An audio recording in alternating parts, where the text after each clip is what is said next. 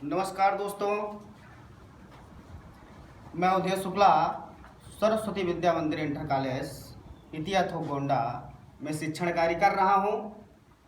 पिछली लेक्चर में आप लोगों ने हाइलो एल्केन्स को कैसे बनाया जाता है इसको स्टार्ट किया गया था, जिसमें आप लोगों ने सीखा था कि हाइड्रोजनीकरण अभिक्रिया यानी एल्केन के हाइड्रोजनीकरण अभिक्रिया से हाइलो एल्केन्स को कैसे बनाते हैं। दूसरा जो विधि है हाइलो एल्केन्स बनाने की वो है अल्कोहल। अल्कोहल से कैसे हम हाइलो एल्केन्स को प्राप्त करते हैं, देखते हैं। ROH ये आपका अल्कोहल रहा।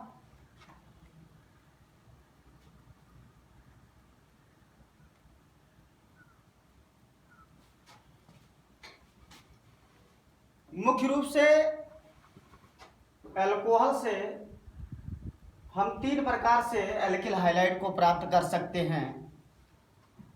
पहला है PCl5 phosphorus pentachloride. Phosphorus pentachloride alcohol से जब रिएक्ट करता है तो हमेशा RCl plus POCl3 plus HCl को एलिमिनेट करता है। दूसरा है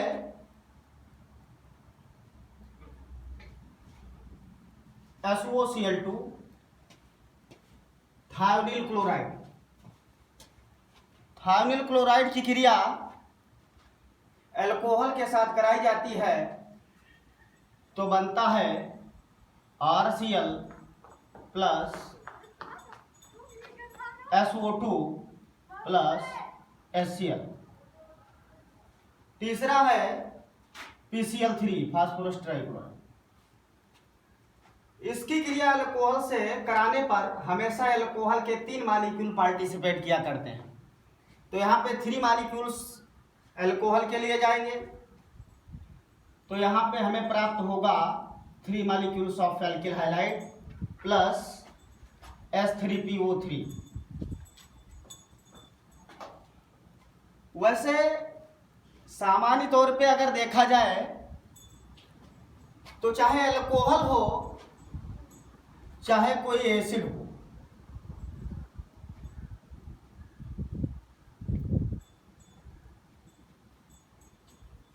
इनकी क्रिया PCl5 SOCl2 PCl3 के साथ कराने पर हमेशा हाइड्रोक्सी समूह हाइड्रोजन परमाणु के द्वारा प्रतिस्थापित हुआ करते हैं।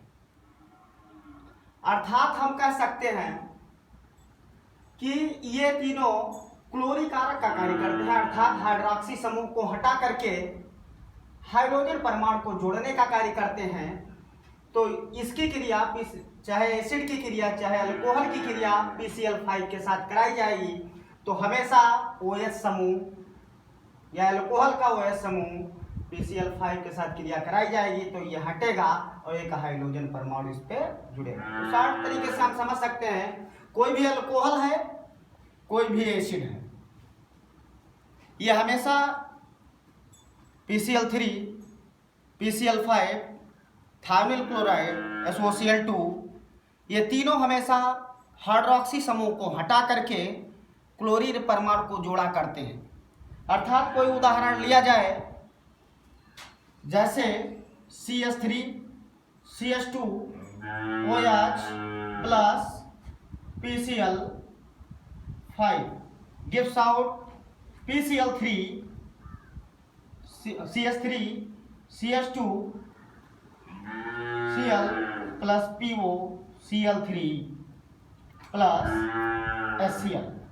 ऐसे ही अगर हम थायोनिल क्लोराइड के साथ क्रिया कराएंगे, कोई दूसरा अल्कोहल ले रहे हैं CH3 CH2 CH2 OH plus SOCl2 gives out, तो CH3 CH2 CH2 Cl plus SO2 plus HCl बना करता है। और अगर PCl5 के साथ क्रिया कराया जाएगा तो हमेशा एल्कोहल के 3 मॉलिक्यूल पार्टिसिपेट किया करते हैं, अर्थात 3 molecules of CH3 CH2 OH plus PCl3 gives out 3 molecules of CH3 CH2 Cl plus H3PO3। तो इस तरीके से चाहे एलिफैटिक यौगिक हो या एरोमेटिक यौगिक हो, हमेशा ये PCl5 SOCl2 PCl3 ये हमेशा क्लोरीकारक का कार्य करते हैं। इनका कार्य होता है ये तीनों हमेशा हाइड्रॉक्सी समूह को हटा करके हाइड्रोजन को जोड़ा करते हैं, अर्थात क्लोरीन यहाँ पे हाइड्रोजन है तो हमेशा ये क्लोरीकारक का कार्य किया करते हैं। जैसे सपोज दैट कोई एरोमेटिक यौगिक ही हम ले लें, यहाँ पे ले लिया गया C+O OH प्लस इसकी क्रिया हम करा दे PCl5 से, ये बेंजोइक एसिड है तो गिव्स आउट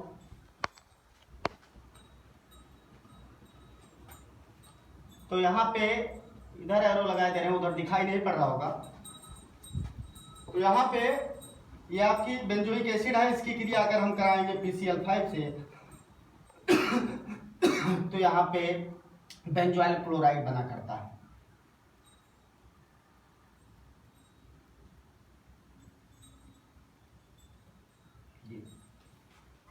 बहुत आसान रिएक्शन है ये, हमेशा इसी तरीके से रिएक्शन किया करते हैं, हमेशा इसकी कैटेगरी फिक्स होती है, इसी कैटेगरी के रिएक्शन को किया करते हैं, अर्थात हम कह सकते हैं ये तीनों क्या हैं, ये क्लोरीकारक का कार्य करते हैं। तो इस तरीके से आप समझ गए होंगे कि अल्कोहल से हम एल्किल हाइलाइड को कैसे बनाते हैं। दूसरा तरीका है एल्कीन से, इसको रिलेट किया जा रहा है। दूसरा तरीका है एल्कीन से, तो एल्कीन से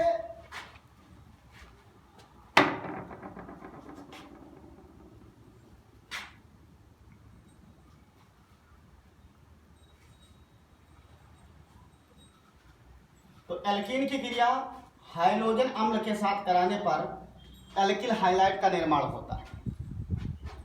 सपोज दैट कोई ये एल्कीन लिया गया, हाइड्रोजन अम्ल लिया गया, तो ये आपका ये हमेशा इलेक्ट्रॉन संयोगात्मक अभिक्रिया के थ्रू एडिशन होता है और प्रोडक्ट का निर्माण हुआ करता है। तो ये H प्लस में और ये X माइनस में टूटेगा। ये जैसे ही H प्लस आयन किसी कार्बन परमाणु के समीप जाएगा तो ये H प्लस आयन इलेक्ट्रोफाइल है, इस कारण ये क्या करेगा, ये इसके इलेक्ट्रॉन को जैसे ही किसी के समीप जाएगा इसका इलेक्ट्रॉन किसी एक परमाणु पे क्या होगा, शिफ्ट होगा और ये H प्लस आयन उसी से ज्वाइंट होगा। ज्वाइंट होने के बाद इलेक्ट्रॉन इधर मूवमेंट कर रहा है, इधर मूवमेंट कर रहा है, तो इलेक्ट्रॉन इधर जा रहा है, इस नाते यहाँ पे क्या आएगा, प्लस चार्ज। जो निगेटिव पार्ट बचा हुआ है इससे जुड़ेगा, अर्थात हम कह सकते हैं यहाँ पे प्रोडक्ट जो हमारा बनेगा वो आपका बनेगा, एक पे हाइड्रोजन जुड़ जाएगा और ये डबल बॉन्ड खत्म होगा और ये आपका एक H प्लस आयन इससे जुड़ेगा, तो ये आपका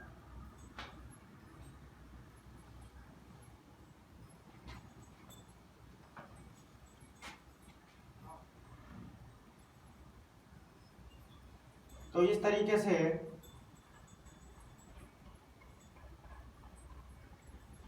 कोई उदाहरण लिया जाए तो जैसे यहाँ पे CH2 double bond CH2 plus HCl gives out, ये बनेगा CH3 CH2 Cl। ये आपका टूटेगा H प्लस और ACl माइनस, ये H प्लस आयन किसी कार्बन परमाणु पे जुड़ेगा तो यहाँ पे CH3 होगा, ACl माइनस बाद में जुड़ेगा तो इसका नाम है एथिल क्लोराइड।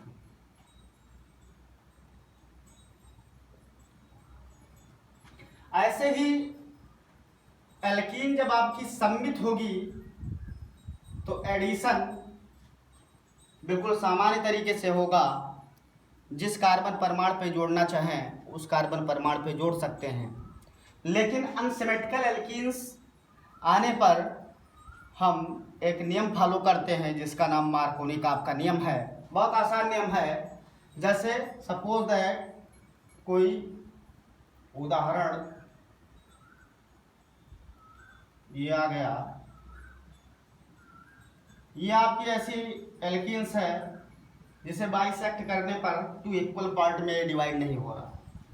तो यहाँ पे आपकी असम्मित एल्कीन है, असम्मित एल्कीन पे हमेशा जब एडिशन कराया जाता है हाइड्रोजन अम्ल का तो हमेशा मार्कोनी का आपका नियम लागू होता है। ये टूटेगा H प्लस में, ACl माइनस में।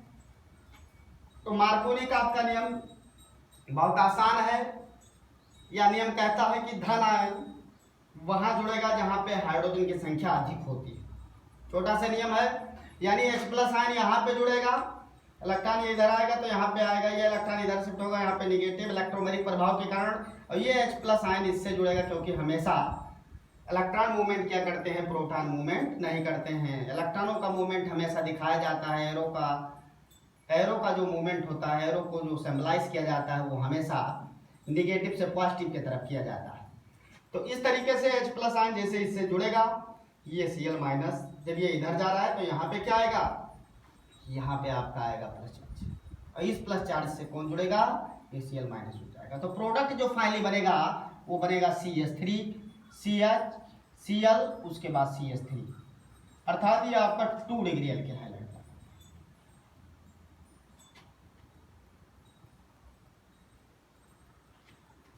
ऐसे कभी कभी कंडीशन आपको मिलेगा, अनसिमेट्रिकल एल्कीन रहेगी,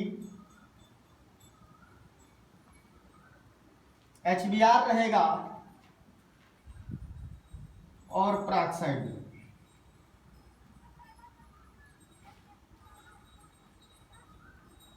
ये कंडीशन आपको कहीं पे दिखाई पड़े, HBr और पेरोक्साइड और अनसिमेट्रिकल एल्कीन्स, तो हमेशा प्रति मार्कोनी का आपका नियम के अकॉर्डिंग प्रोडक्ट को बनाया जाता है। यानी इसका उल्टा हो जाएगा, धन आयन वहां जाएगा जहां पे हाइड्रोजन की संख्या कम होगी, अर्थात जो फाइनली प्रोडक्ट बनेगा वो बनेगा CH3 CH2 CH2 Cl। इस तरीके से हम एल्कीन से आसानी से एल्किल हाइलाइड को प्राप्त कर सकते हैं। बट ये ध्यान रहे कि जब एल्कीन्स आपकी असम्मित हो तो हमेशा मार्कोनी का आपका नियम पालन करते हैं। और दूसरी बात, कहीं पे HBr और पेरोक्साइड दिखाई पड़े तो वहां पे हमेशा प्रति मार्कोनी का आपका नियम फॉलो होता है, ये दिमाग में बना रहे। और सारी रिएक्शंस बिल्कुल आसान होंगी, जैसे कहीं पे लिखा हुआ है CH3 CH double bond CH2 plus HBr। अब यहाँ पे HBr तो है लेकिन पेरोक्साइड नहीं है, तो यहाँ पे मार्कोनी का आपका नियम ही लगेगा। और यहाँ पे CH3 प्रोडक्ट जो H प्लस Br माइनस में जुड़ेगा, H प्लस जाके इससे जुड़ेगा, Br इससे जुड़ेगा तो बनेगा CH3 CH Br CH3। ये 2 डिग्री एल्किल हाइलाइड आपका है। तो इस तरीके से तमाम उदाहरण है जिसके द्वारा हम एल्कीन से एल्किल हाइलाइड का निर्माण कर सकते हैं। अगला जो बिंदु है वो आपका है एल्कीन के हाइलोजनेशन से। एल्कीन के हाइलोजनेशन से हमेशा बिस्नल डाई हाइलाइड का निर्माण हुआ करता है। देखते हैं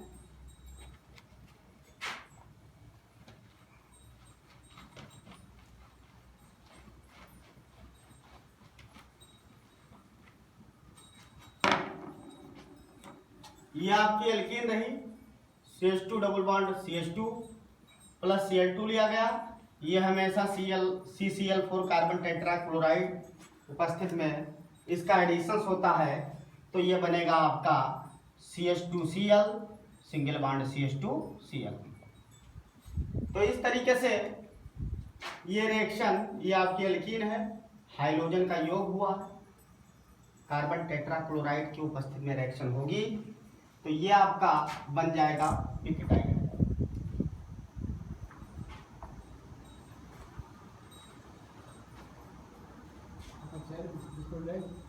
अगला CH2 double bond CH2 plus Br2 CCl4, तो ये भी CH2 Vr CH2 Vr। तो इस तरीके से एल्कीन के हाइड्रोजनेशन से हम एल्किल हाइलाइड का निर्माण करते हैं, और इस रिएक्शन में हमेशा बिक डाइहाइलाइड यानी विशनल डाइहाइलाइड का निर्माण होता है। समझ गए होंगे। ऑर्गेनिक की भाषा बिल्कुल आसान हुआ करती है। लैंग्वेज में हमेशा रिएक्टेंट, कैटालिस्ट और प्रोडक्ट को लिखा करते हैं, क्या लिया गया, किसके उपस्थिति में कितने टेम्परेचर पे रिएक्शन हुई, और उसके बाद प्रोडक्ट को क्या बन रहा है उसको दिखाया जाता है। तो भाषा आप लोग बनाइए। अगली रिएक्शन है हाइड्रोजन विनिमय द्वारा, यानी कोई एल्किल हाइलाइड ही हो और उससे हाइड्रोजन परमाणु, कोई अन्य हाइड्रोजन परमाणु आए और दूसरे हाइड्रोजन परमाणु को वहाँ से हटा दें। तो इस मेथड को हम हाइड्रोजन विनिमय विधि कहते हैं।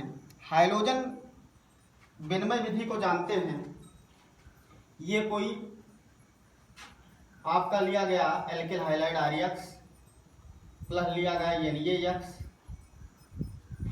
यहाँ पे X डैश कर दिया गया, तो यहाँ पे आपका बनेगा RX डैश, यानी ये जो हाइड्रोजन होगा, ये जो हाइड्रोजन होगा, ये दूसरे हाइड्रोजन परमाणु, और प्लस ये आपका निकल जाएगा NaX। मुख्यतः देखा गया है हाइड्रोजन विनिमय विधि में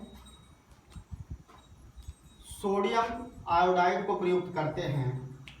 तो ये आपका कोई उदाहरण लिया जा रहा है CH3 CH2 Vr plus NaI sodium iodide, तो ये टूटेगा Na प्लस I माइनस इसको क्या करेगा, रिप्लेस करेगा, ये Vr जाके Na प्लस से जुड़ेगा, तो ये बनेगा आपका CH3 CH2 I प्लस आपका NaBr बाई प्रोडक्ट करो। तो ये आपका क्या लिया गया था, ये आपका लिया गया था एथिल ब्रोमाइड। एथिल ब्रोमाइड की क्रिया कराई गई सोडियम आयोडाइड से। तो एक हाइड्रोजन परमाणु द्वारा दूसरा हाइड्रोजन परमाणु क्या हुआ है, यहाँ से प्रतिस्थापित हो गया है, अर्थात एक हाइड्रोजन परमाणु द्वारा दूसरा हाइड्रोजन परमाणु हट गया है, विनिमय निकाह हो गया है, एक दूसरे से स्थानांतरण हो गया है। तो इस तरीके से इस मेथड को हम क्या कहते हैं, हाइड्रोजन विनिमय विधि, जिसके द्वारा हम एल्किल हाइलाइड कोई लिया जाता है, उससे दूसरा एल्किल हाइलाइड, दूसरे प्रकार के एल्किल हाइलाइड को प्राप्त कर सकते हैं। तो ये आपका लिया गया था एथिल ब्रोमाइड, और ये बना क्या, एथिल आयोडाइड, ये बन गया एथिल आयोडाइड। तो इस तरीके से ये आपका रहा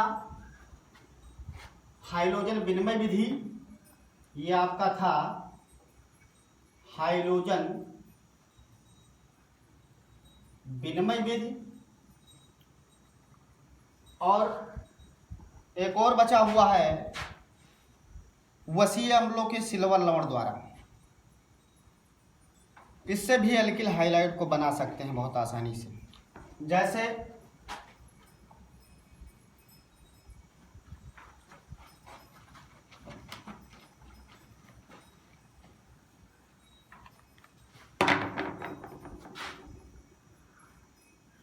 वसीय अम्ल के सिल्वर लवण द्वारा, वसीय अम्ल के सिल्वर लवण द्वारा, तो कोई वसीय अम्ल लिया जाता है सिल्वर जिसमें जुड़ा हो और उसका साल्ट होगा और CH2 COOAG,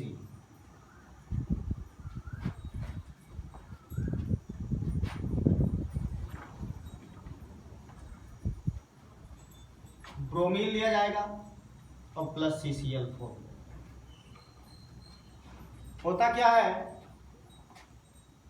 ये कार्बन टेट्राक्लोराइड सॉल्वेंट, ये ब्रोमीन लिया जाएगा, ब्रोमीन जल, ये आपका सिल्वर साल्ट है वसीय अम्ल का, तो इसकी क्रिया ब्रोमीन से इस सॉल्वेंट में कराते हैं तो होता क्या है कि यहाँ से CO2 गैस निकलती है, कार्बन डाइऑक्साइड गैस एलिमिनेट हो जाती है। एक हाइड्रोजन परमाणु इस एल्किल ग्रुप से जुड़ेगा तो यह आपका बनेगा RCH2Cl plus CO2 plus CO2 और प्लस AgBr। तो इस तरीके से ये आपका वसीय अम्ल का सिल्वर लवण था जिसकी क्रिया ब्रोमीन जल से कराई गई, तो आपका ये एल्किल हाइलाइड बना, कार्बन डाइऑक्साइड गैस और उसके बाद AgBr बाई प्रोडक्ट के रूप में निकल गए। तो इस तरीके से एल्किल हाइलाइड बनाने की मुख्य रूप से आप लोगों को 4 भागों में बताया गया, 4 तरीके से बताया गया कि एल्किल हाइलाइड को कैसे बना सकते हैं।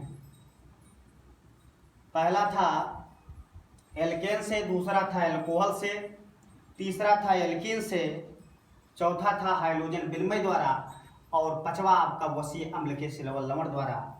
5 विधि से आप एल्किल हाइलाइड को बना सकते हैं।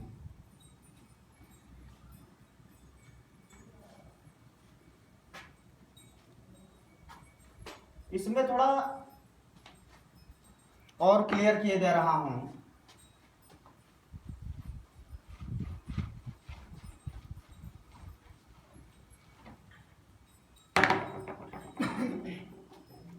जो आपकी मार्कोनी का आपका नियम है,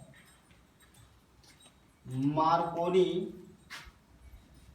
काफ का नियम, मार्कोनी काफ का नियम क्यों अप्लाई किया जाता है इसके विषय में थोड़ा आप लोगों को बताए दे रहा हूं।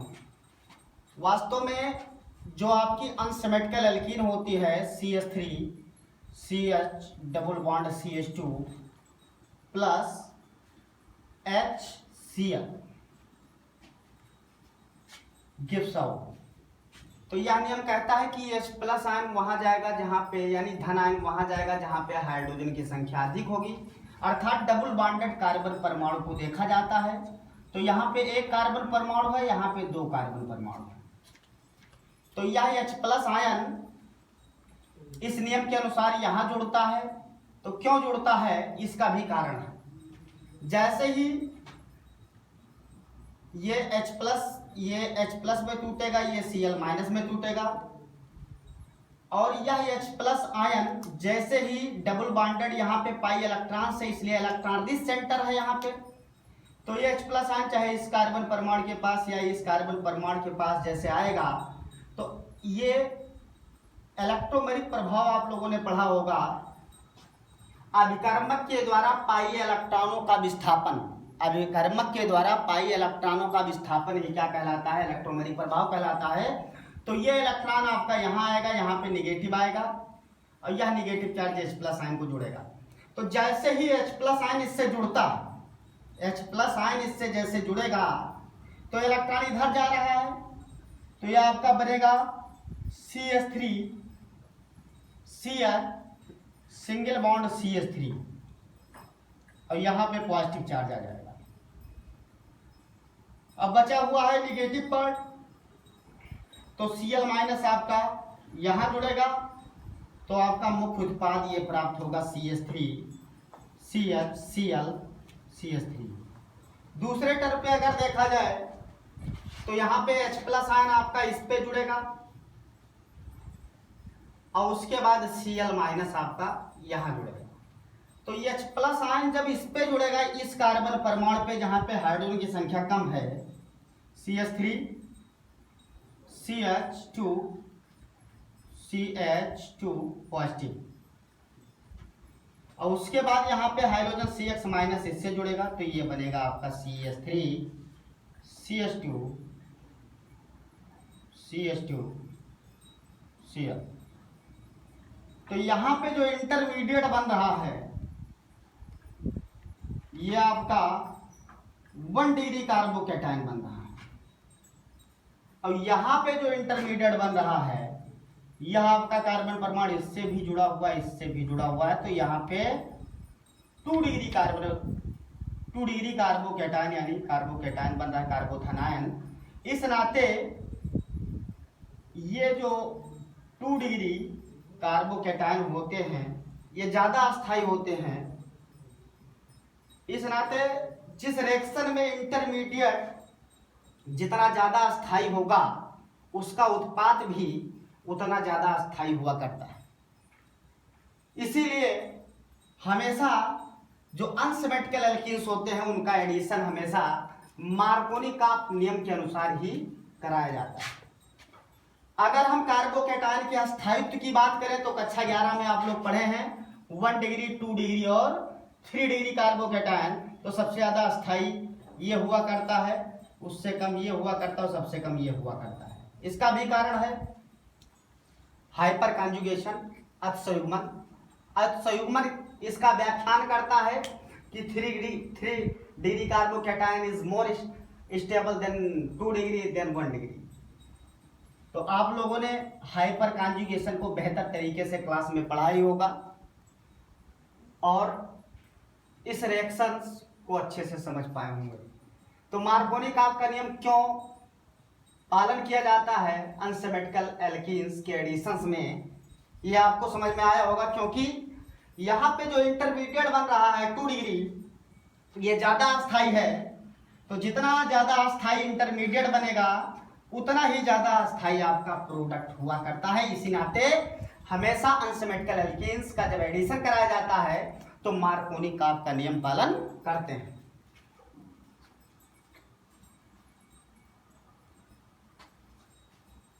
दूसरी बात,